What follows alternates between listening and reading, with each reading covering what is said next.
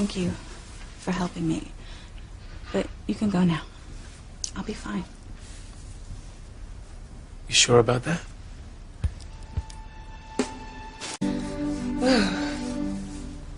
What, you cold? Let me get your nightgown. No, I can get it.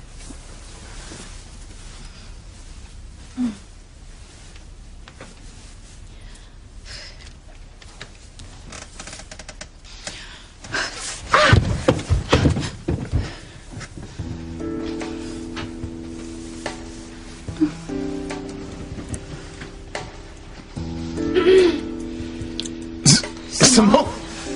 Gay? Is this a surprise? What you guys doing here? Say something. What are you doing here? I think the question is more, what are you doing here? You know what, Chad? I think that Simone needs to talk to her sister in private. Would you mind showing me where I can get a cup of tea or something hot? Yeah, no problem.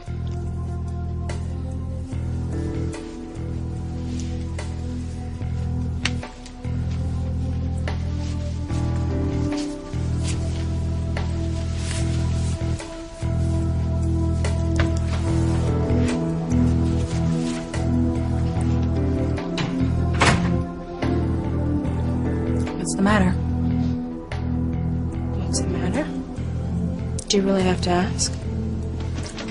Yeah, okay, I get it. You think Chad and I are up here like... Let me talk, Whitney. Now, you and I have had our ups and downs over the years, but it's never bothered me because I felt like deep down inside we both loved each other.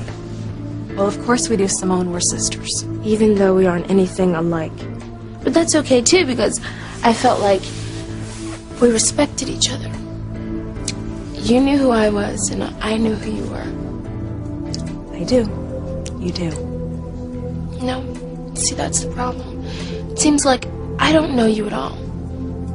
I used to look up to you, Whitney. I used to think you were the good sister. I wanted to be more like you. But now I find out you're nothing but a liar, a thief, and frankly, a little tramp. How dare you, Simone?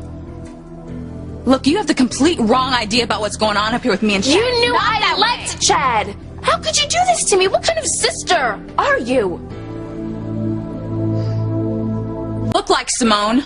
Oh, yeah, right. It never is with you and Chad. It's like the time he gave you a ride home from the seascape.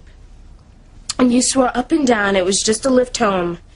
And that you had no interest in him romantically. And then I find out you're spending the entire evening with him at the youth center. We were just talking. You don't even like him.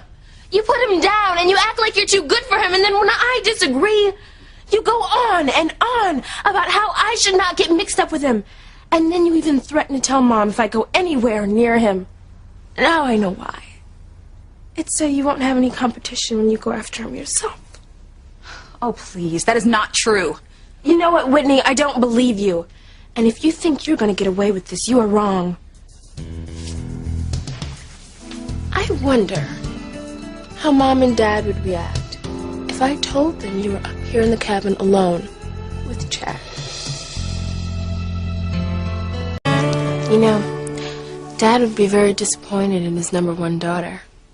And I don't even want to think about what Mother would say.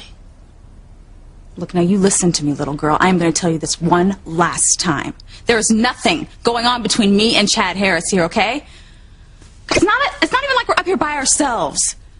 Oh, really? Really? So, I guess there was this big bash with hundreds of kids here earlier, of course, and it turns out that you and Chad were the only ones left to go home. Yeah, right. Will you please just shut up long enough to hear the truth? Listen, Teresa and I were up here by ourselves. And Chad and Ethan came out of the blue. This is Ethan Crane's family cabin. You're kidding me. No, I'm not kidding.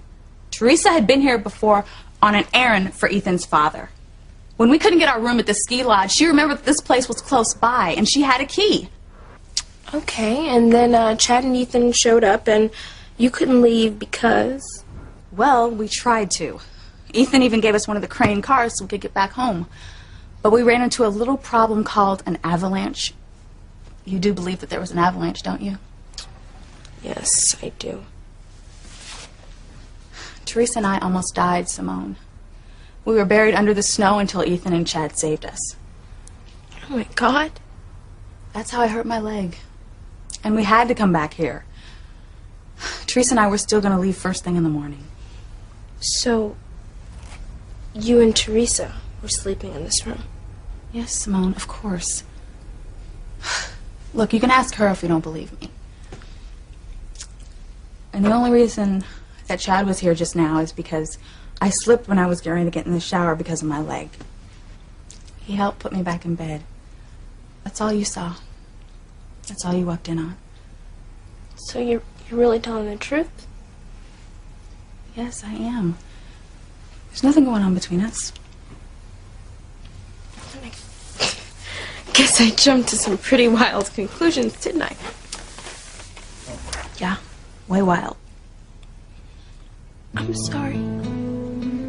It's just that you and Chad look so close. And no matter what anyone ever says about him, I like him so much. I know. Well, you don't have anything to worry about between him and me, okay?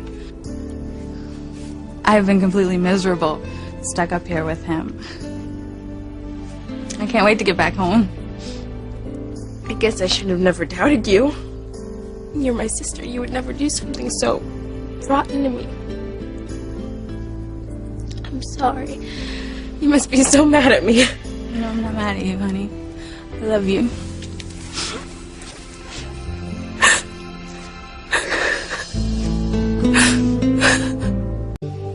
I don't know what got into me.